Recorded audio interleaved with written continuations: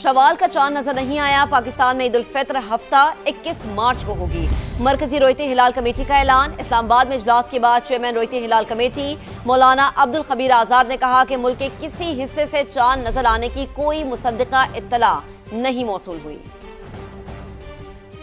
पाकिस्तान के किसी भी मकाम से माह शवाल मुकर्रम का चांद नजर आने की कोई मुसद्दिका शहादत मसूल नहीं हुई कि यकम शवाल मुकर्रम 1447 हिजरी 21 मार्च 2026 बरोज हफ्ता को होगी इंशाअल्लाह। जिक्र खित्ते की हौलनाक सूरत हाल का। मशरक़ वुस्ता में तवानाई तंसीबात पर हमलों की जंग छिड़ गई। ईरान ने पारस गैस फील्ड पर हमले का भरपूर जवाब दिया। कतर में दुनिया के सबसे बड़े गैस स्टेशन रास लफान पर हमला कर दिया। आग पर कई घंटे बाद काबू पा लिया गया है। हमले में कोई जानी नुकसान नहीं हुआ। अबू धाबी में हबशान गैस तंसीब और बाब ऑयल फील्ड को भी निशाना बनाया गया है। ऑपरेशन आर्जी तौर पर मुअत्तल। कुवैत की ऑयल रिफाइनरी पर भी ड्रोन हमले के बाद आग भड़क उठी। सऊदी अरब की सामरफ रिफाइनरी पर ड्रोन हमला किया गया। वजारत दिफा के मुताबिक एक बैलिस्टिक मिसाइल को तबाह कर दिया गया। बरतानवी मैरीटाइम के मुताबिक कतर में बहरी जहाज पर भी मिसाइल हमला किया गया है। यूएई ने 7 मिसाइल और 15 ड्रोन मार गिराने का दावा कर दिया। बहरीन में ड्रोन हमलों के बाद सायरन बज उठे। उधर ईरान ने आबनाए हुर्मुज़ से गुजरने वाले जहाजों से फीस लेने का फैसला कर लिया है। पर दोबारा हमला हुआ तो पारस गैस फील्ड तबाह कर देंगे। खतरनाक हद तक जाने से भी नहीं हिचकिचाऊंगा। अमरीकी सदर डोनाल्ड ट्रंप की ईरान को धमकी। सोशल मीडिया पर बयान में कहा कि कतर तनाज़े में किसी भी तरह मुलव्विस नहीं था। ईरान की जानिब से मजीद जारियत की सूरत में सख्त रद्द-ए-अमल दिया जाएगा। ईरानी गैस फील्ड पर इसराइली हमले से मुताल्लिक इल्म नहीं था। ऐसे मजीद हमले नहीं होंगे।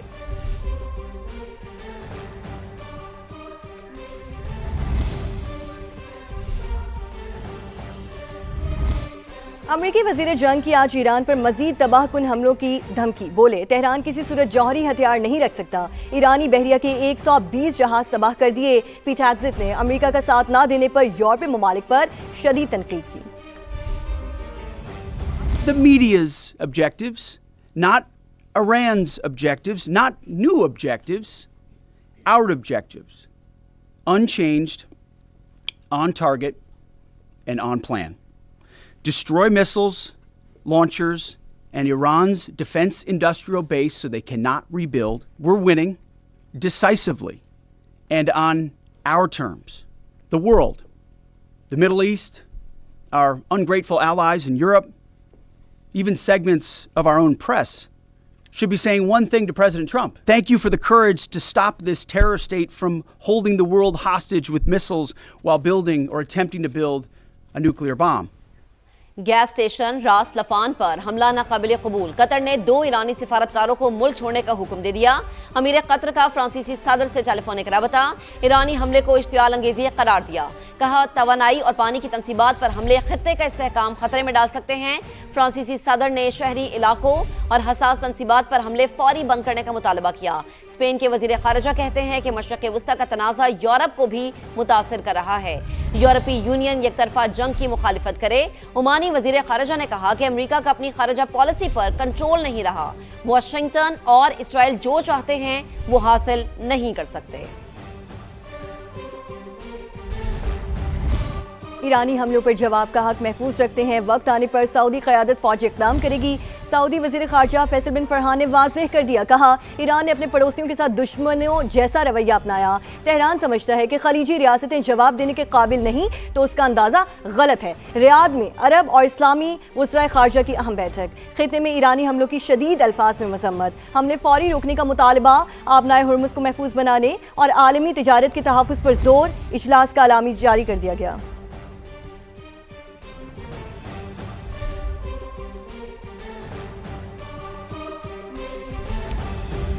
अहम राबते की बात करेंगे। वजीर आजम के तुर्की के सदर रजब तैयब एर्दोगान और उर्दन के शाह अब्दुल्ला दोम से टेलीफोनिक राबता हुआ है।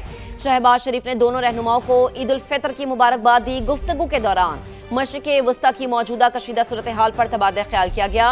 ترک صدر سے بات چیت میں وزیر اعظم نے ترکی پر میزائل حملوں کی مذمت کی. کہا پوری پاکستانی قوم مشکل حالات میں ترک عوام کے ساتھ کھڑی ہے. دونوں رہنماؤں کا اتفاق تھا کہ علاقائی صورتحال کا حل صرف مذاکرات کے ذریعے ہی ممکن ہے. فریقین نے افغانستان کی صورتحال پر بھی گفتگو کی. اردن کے شاہ عبداللہ دوم سے رابطے میں وزیر اعظم نے اردن پر حملوں کی شدید مذمت کی اور خطے میں کشیدگی کم کرنے اور سفارتی حل پر زور دیا.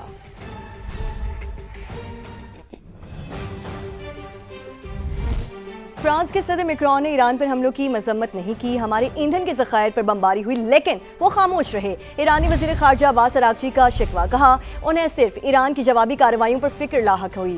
صدر مسعود پزشکیان نے بھی خبردار کر دیا کہ ایرانی گیس فیلڈ پر حملوں سے حالات مزید پیچیدہ اور قابو سے باہر ہو سکتے ہیں. امریکہ اور اسرائیل کے ایران میں دہشت گردی جاری ہے. صوبے لرستان میں بمباری سے عدالتی کمپلیکس کی عمارت تباہ ہوئی. 2 ججز سمیت 14 شہری شہید ہو گئے. ایران کے کئی شہروں پر بھی حملے ہوئے. ضلع دورود میں بمباری سے 12 شہری جان سے گئے. تبریز میں تائیکوانڈو کے 4 کھلاڑی صہیونی درندگی کا نشانہ بنے. مالکان شہر پر حملے میں 2 افراد چل بسے. امریکہ اور اسرائیل کا جنگ کو مزید پھیلانے کا منصوبہ سامنے آ گیا. برطانوی خبر رساں ایجنسی کے مطابق امریکہ ایرانی جزیرے خارق پر زمینی فوجی بھیجنے پر غور کر رہا ہے، جبکہ مشرق وسطیٰ میں ہزاروں فوجی بھیجنے کی تجویز بھی زیر غور ہے. آبنہ ہرمز کو محفوظ بنانے اور امریکی فوج کی تعیناتی کے حوالے سے بھی آپشنز موجود ہیں. ایران کی جانب سے آپریشن وعدہ صادق کی 64ویں لہر کا آغاز. اسرائیل پر قادر، عمان، خیبر شکن اور خرم شہر میزائلوں کا استعمال. صہیونی علاقے لرز اٹھے. بن گورین ایئرپورٹ دھماکوں سے گونج اٹھا. حیفا میں آئل ریفائنری کو بھی نشانہ بنایا گیا. تل ابیب میں بھی سائرن بج اٹھے. لوگ بنکرز میں چھپ کے بیٹھ گئے. ایران کے حملوں 24 گھنٹے میں مزید 170 اسرائیلی شہری زخمی ہو گئے. جنگ کے آغاز سے اب تک 17 صہیونی شہری ہلاک ہو چکے. ایرانی سیکیورٹی چیف کا مارا جانا باضابطہ قتل ہے. انسانی اخلاقیات اور بین الاقوامی قانون کے تمام اصول روان ڈالے گئے. روسی صدر پیوٹن کا علی لاریجانی کی شہادت پر دکھ کا اظہار. مجتبیٰ خامنہئی کے نام پیغام میں علی لاریجانی کو سچا دوست قرار دیا. کہا روس کے ساتھ تعلقات میں کردار کو یاد رکھا جائے گا. چینی وزارت خارجہ کی بھی علی لاریجانی کے قتل کی مذمت. کہا ایرانی رہنماؤں اور اہلکاروں کو قتل کرنے کا اسرائیلی اقدام ناقابل قبول ہے. پاکستان کے میزائل پروگرام سے متعلق امریکی ڈائریکٹر نیشنل انٹیلیجنس کا بیان مسترد کر دیا گیا. دفتر خارجہ نے پاکستان کے میزائل پروگرام کو ممکنہ خطرہ قرار دینے کا دعویٰ مسترد کر دیا. ترجمان طاہر حسین اندرابی نے کہا پاکستان کی اسٹریٹجک صلاحیتیں مکمل طور پر دفاعی نوعیت کے حامل ہیں. پاکستان کا میزائل پروگرام حد سے کہیں کم ہے، جبکہ بھارت کے زائد فاصلے تک مار کرنے والے میزائل خطے کے لیے باعث تشویش ہیں. ترجمان دفتر خارجہ کی جانب سے مزید کہا گیا کہ پاکستان امریکہ کے ساتھ باہمی احترام، عدم امتیاز، تعمیری روابط کے فروغ کے لیے پرعزم ہے.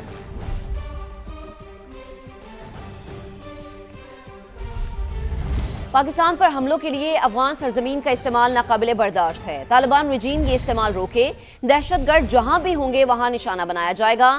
فیلڈ مارشل سید عاصم منیر کا 2 ٹوک پیغام. اہل تشیع علماء کرام سے ملاقات میں فیلڈ مارشل سید عاصم منیر نے واضح کیا کہ دوسرے ممالک کے واقعات کو جواز بنا کر پاکستان میں تشدد قابل قبول نہیں ہے. تو آپ کو اپڈیٹ کریں کہ پاکستان پر حملوں کے لیے افغانستان کا استعمال ناقابل برداشت ہے. فیلڈ مارشل کا ایسا کہنا ہے دہشت گرد جہاں بھی ہوں گے وہاں نشانہ بنایا جائے گا. افغان طالبان اپنی سرزمین دہشت گردی کے لیے استعمال نہ ہونے دیں. مشرق وسطیٰ میں کشیدگی کے باعث ایندھن کی ترسیل متاثر ہونے کا خدشہ. حکومت نے کفایت جاری اقدامات مزید سخت کرنے کا فیصلہ کر لیا. وزیر اعظم شہباز شریف کے زیر صدارت اجلاس. فیلڈ مارشل عاصم منیر اور دیگر اعلیٰ حکام شریک ہوئے. وزیر اعظم نے ہنگامی حالات سے بچنے کے لیے صوبوں کے ساتھ مل کر جامع حکمت عملی بنانے کی ہدایت کر دی. کہا بچت پالیسی اپنانے سے عوام کو ریلیف مہیا کرنا ممکن. حالات کی بہتری تک تمام متعلقہ ادارے ہنگامی اقدامات کے لیے تیار رہیں. اشرافیہ آگے بڑھ کر اصلاح کی مثال قائم کریں اور ایندھن کی بچت میں اہم کردار ادا کریں. امریکہ کا جدید جنگی ایران 35 طیارہ ایف کا نشانہ بن گیا ہے. امریکی طیارے کو نقصان پہنچا. پاسدارانہ انقلاب کا دعویٰ. ویڈیو جاری کر دی گئی. طیارہ ایران کے اوپر جنگی مشن کے لیے پرواز کر رہا تھا. ترجمان سینٹ کام طیارہ بحفاظت لینڈ کر گیا. پائلٹ کی حالت مستحکم ہے. टिम हॉकिंस तैयारे को नुकसान पहुंचने की तहकीकात जारी हैं। तर्जुमान सेंटकॉम की जानिब से ये कहा गया है। आपको अहम खबर से मुतालिक अपडेट कर रहे हैं। अमेरिका का जदीद स्टेल्थ जंगी तैयारा F-35 ईरान का निशाना बन गया है। अमेरिकी तैयारे को नुकसान पहुंचा, पासदारान इनकलाब का ये दावा, जबकि वीडियो भी जारी कर दी गई है। ये मनाजिर इस वक्त आप समा की स्क्रीन पर देख सकते हैं। तैयारा ईरान के ऊपर जंगी मिशन के लिए परवाज कर रहा था जब इसे निशाना बनाया गया। टिम हॉकिंस का ये बताना है कि तैयारा बाहिफाजत लैंड कर गया। पायलट की हालत मुस्तहकम है। तैयारे को नुकसान पहुंचने की तहकीकात जारी है। अब बात करेंगे ईद की तैयारियों के हवाले से। तो खवातीन को ईद की तैयारियों के लिए एक दिन और मिल गया है। कराची की मार्केट्स में बेपनाह रश है। कश्मीरी चूड़ियों की मांग, मैचिंग ज्वेलरी की भी तलाश का अमल जारी है। मजीद बात करेंगे अपनी नुमाइंदा फरवा अली से, जो मीना बाजार में मौजूद हैं। फरवा, क्या मनाजिर देख रही हैं आप यहाँ पर? ईद की शॉपिंग तो ज्वेलरी के बगैर अधूरी है और यही वजह है कि ईद के जोड़े को चार चांद लगाने के लिए ख़वातीन ज्वेलरी ख़रीद रही हैं। हमारे साथ कुछ ख़वातीन मौजूद हैं जो बड़ी मसरूफ़ हैं, अच्छी खूबसूरत सी ज्वेलरी ख़रीदने में। उनसे बात करते हैं। ड्रेस वगैरह हो गया, ज्वेलरी लेने आए हैं क्योंकि यू नो के आउटफिट ज्वेलरी के बगैर तो इनकम्प्लीट होता है।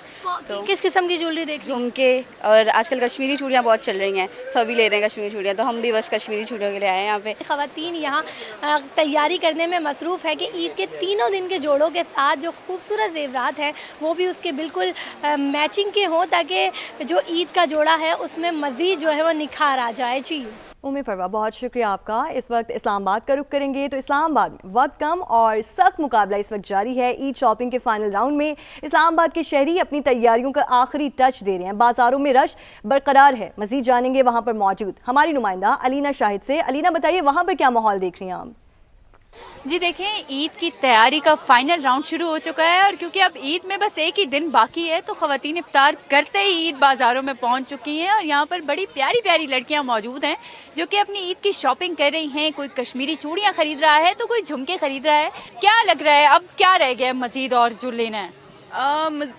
ये नहीं होता कि एंड तक रह जाती है। मुझे लगता है चांद रात को चार्म अलग होता है, लोगों को अच्छा लगता है बाहर आके चांद रात के दिन, तो शायद इस वजह से एंड तक छोड़ देते हैं जानबूझ के। मैंने भी चूड़ियाँ पहली नहीं ली, मैंने कहा मैं आखिरी दिन पे लूँगी। ईद का जो त्यौहार होता है इसकी रौनक ही इन तमाम तर इवेंट्स हैं जो चांद रात और इससे कबल जो तमाम तर एक्टिविटीज़ होती हैं, तो ये ईद को और भी खूबसूरत बना देती हैं। जी अलीना, आपका बेहद शुक्रिया।